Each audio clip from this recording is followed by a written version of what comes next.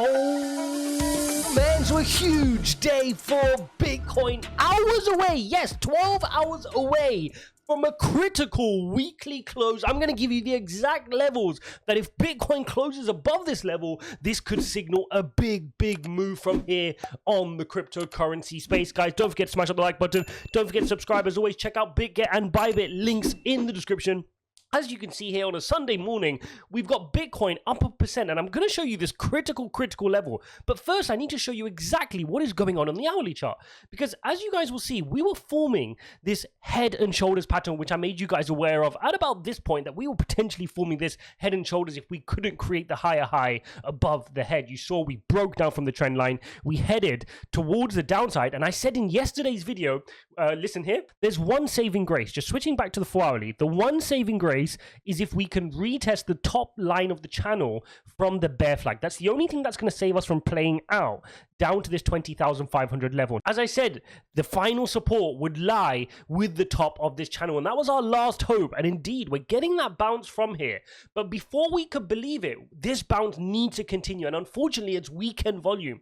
So we need to see this continue now over the next few days here as the market opens. We need to see us get above the right shoulder and get above the head. I want to see us get above 24,000, as that's going to be a critical level for us to avoid this head and shoulders pattern from just throwing us back to the downside. Okay, very important. Remember, the price target from this head and shoulders pattern is actually down here at 20,500. So it's good we've got that bounce. Look how perfect that bounce is, guys. You can see exactly how that is bouncing off that green level, which we had drawn for a long time, because that is the top of our channel, right? This was the bear flag, which we broke out to the top side of, and it's holding up perfectly right now here, as you can see. Okay, so we need that to hold. It's really good, because all this means then is on the 4 hourly chart, we can say, oh, we had this bear flag, we broke out to the upside, we got rejected by 24, we retested at support, and then we broke through 24. That is the narrative we're looking at for the bullish scenario to play out. Now, the situation we want to avoid is to get rejected from here with a lower high and then tumble back down in our wedge. So you can see here, this was the high from the head.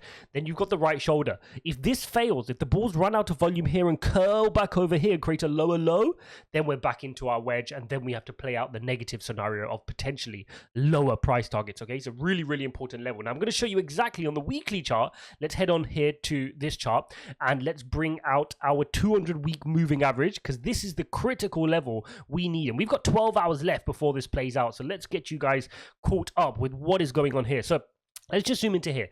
That blue colored line you're looking at is your 200-week moving average. I've mentioned this time and time again. This is the critical level we've got to hold above. But look at our weekly candle, 12 hours away from the close, and the bulls are trying to push us above that level. That weekly candle, that 200-week moving average sits at 22,732. Okay, 22,732. The Bitcoin price is just hundreds of dollars away from it right now.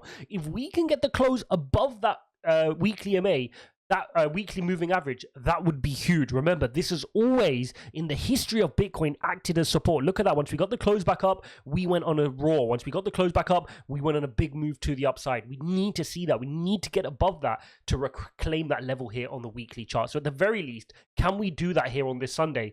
Can the bulls hold out, or are the red candles going to come in and act like resistance and we start to get pushed to the downside? That is not what we want to see. That would not be a great sign. And if we close below this, that's going to indicate, oh, we're opening up another weekly candle below our 200-week moving average, which is not great. Let's take a refresh of the Fear and Greed Index to see where we're sitting at here on a Sunday. And we're sitting here at 30, okay? So the market's feeling a little bit okay, right? They're not super nervous right now. They're comfortable at this, 23,000 level. They want to see at 24. And trust me, if we head above 24,000, this is going to get pretty frothy, right? It's going to head up to 40 and then 50, and the FOMO is going to kick in. People are going to start talking about Bitcoin again, because everybody, the tourists, are all waiting on the sidelines for this to start moving. People know about Bitcoin now. They're not going to want to miss out. They've heard all the previous stories of all the previous bull runs. When they hear that Bitcoin's starting to run, the tourist money is going to pile in quicker than ever before, right? It's just common sense, because people missed out on the previous 2 or 3 bull markets. They're not going to want to miss out on this. So as soon as they hear something, they're going to come rushing over. That's why you guys who have been watching and investing during this bear market, you've got the unfair advantage, because you are buying at these absolute lows. And when the tourists come in after 30,000, 35, 40,000, that is they're the ones who are going to push the price up, and we need to get ready to then sell our positions thereafter. Important update on FTX as well. Let's cover this off. FTX to offer early liquidity to customers of bankrupt crypto lender Voyager. Very, very interesting. I was reading the proposal document here, and in essence, what FTX are saying is we will buy. You guys can flick through this in your own time, but I've done that for you guys. So we will buy for $15 million the assets of Voyager, okay, excluding all the bits from 3 Hours Capital. So they said they want to exclude all the cash, they will exclude all the 3 Hours Capital, etc. And what they want to do then is they basically want to buy the database. That's all FTX is doing. Very smart move. They're pretending like they're here as a savior, right? They're not here as a savior. They just want to buy the database of the Voyager customers. They want the Voyager customers to go open an FTX account, and when they open an FTX account, some of their cash, whatever they're able to recoup, we don't know what percentage that is yet, whatever they're able to recoup, 20%, 30% of what they had in Voyager will be available as an instant cash liquidity event for the Voyager customers, and they can go trade that on FTX without any fees for a couple of months. So that's the proposal here. They're calling it a lifeline for Voyager, and it's a clever move, very clever move by Sam Bankman-Fried and Alameda and FTX. They're doing it because they know that, look, if Voyager want to say, oh, we care about our customers, then they would take this offer. But for FTX, it's an absolute no-brainer offer for $15 million to get that database of users, to almost strong-arm them into opening up an FTX account. Very smart move, right? For them to and for the customers, it's not a bad move as well. Why should they sit and wait 3, 4, 5 years for a potential Chapter 11 bankruptcy to ensue, and then after all those years you only get 20-30% of your money back because all the big creditors get their money back first? So clever move by FTX. Let's see how this progresses over the next few days or week or so.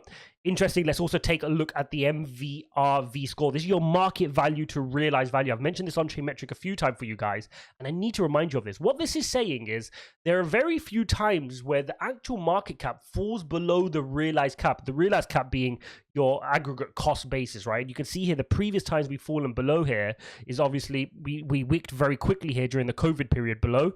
We had a deeper fall here during the 2018-2019 bear, and then previously. Now what we're seeing here, if I just pop me up there for a second, you can see we are in the green area. We've been in here for a little while now, not as long as we have been previously, right? Particularly if you look at the 2015 bear market, you were in this negative MVRV score for quite a while. So that's the question: are we going to just wick back out of here, which would be similar to the COVID situation, which is very different because we had unprecedented government printing and support, or are we going to stay here for 6 months to 12 months? That is the bit I'm trying to figure out right now, and looking at the data to aid me on this is to say, okay, I feel like when I look at the on-chain metrics, we've hit a close enough to bottom. I don't think there's much more to go here in terms of creating a bottom.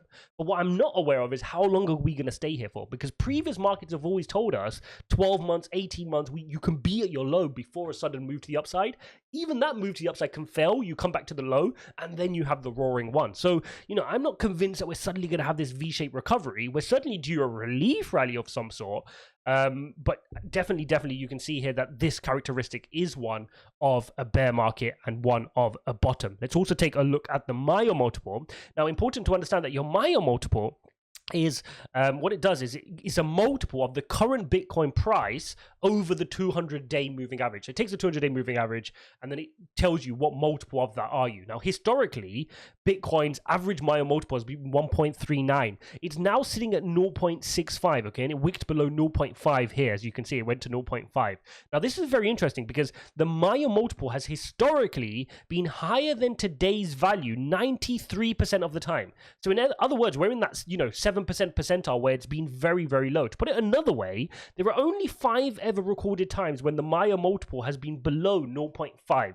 And that was in the 2012 bear, in the 2015, in the 2019 bear, COVID, and now, okay? So anybody who's saying, oh, this is not a stress time, this is your stress time. Bitcoin is not, in my idea, going to suddenly fall to 3,000, 4,000. This is the max pain we're feeling right now. And yes, there's some semantics of, are we going to go back to 17,000 again? Can we wick down to 15 or 16,000? But the principle is, compared to where Bitcoin's been, which is 69,000, we are very, very close to the bottom. So anybody who's kind of, waiting around for Bitcoin to hit 15,412 before entering the market, You may be missing an opportunity of a generation right here by just not being in the market. So I'm heavily invested in the market. I'm in the market, and any further dump to the downside will allow me to buy more because I've got a little bit of dry powder ready to the side. But I'm also super happy that if we start rotating to the upside from here, I'm locked and loaded and I'm ready to go and accumulate a little bit more as we curl out from the bottom and go on our next run. Like I said, the only thing we don't know, we know the quantum of this fall, we just don't know how long are we going to be suppressed for this long. So that is something we're going to have to wait for more data on. Now, the one thing I think which can really aid this is the big macro events coming up this week. You continue to have companies' earnings this week, which we're going to keep a close eye on. You've also got the FOMC meeting, the rate hike decision sitting on the 27th. On the 28th, we get the GDP figure as well to officially define, are we in a recession? If that figure comes out as negative, very important. That means 2 consecutive quarters of negative growth means officially we will be in a recession. That will be spreading around the media. There will be fear in the market. Consumer sentiment will change. It'll start to fall. Spending habits will change. That will affect companies' earnings, and we could be heading into a global slowdown, okay? For the rate hike, we're looking at 75 basis points. If we see 75 basis points, the market can be okay. Sideways, maybe a little bit of a relief rally and carry on doing what it's doing at about 24,000 and try to head higher. But if we see anything higher, if we see 100 basis points, the market will panic because it's not currently priced in. Now, whether that changes between now and the FOMC meeting, we'll keep that up to date. So make sure you hit the subscribe button. We will be making daily content. We will be covering the FOMC meeting as we always do. If we see that 100 basis points, we could see some red in the market this week. Guys, don't forget to smash up the like button. Don't forget to subscribe. Go check out this video here, and I'll see you in the next one.